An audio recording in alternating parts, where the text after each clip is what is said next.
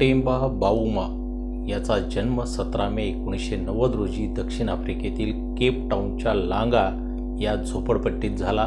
लांगा परिसरात वाढताना त्याला वयाच्या लहानपणापासूनच गरिबी, सामाजिक भेदभाव आणि वंशभेद याचा सामना करावा लागला.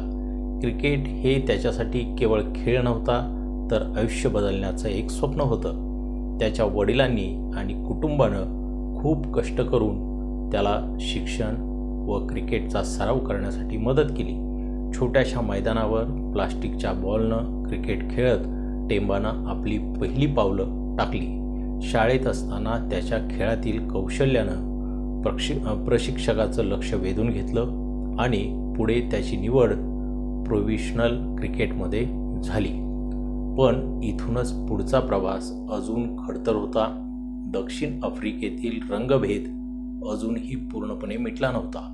एका काळात त्याच्याकडे एकही फुल टाईम प्रॅक्टिससाठी कोच नव्हता.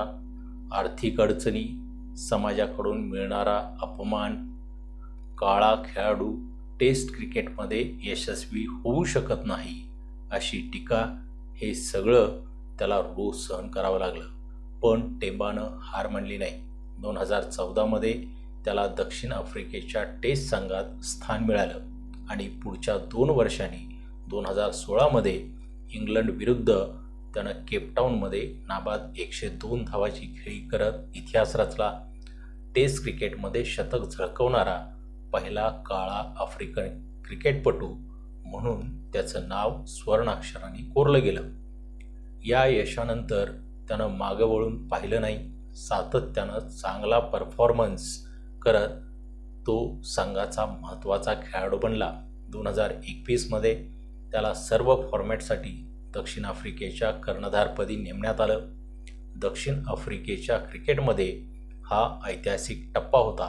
पहिल्यांदाच एक काळा खेळाडू पूर्णवेळ कर्णधार झाला. कर्णधार म्हणून त्याच्या नेतृत्वगुणाची खरी कसोटी 2025च्या वर्ल्ड टेस्ट चॅम्पियनशिपमध्ये झाली.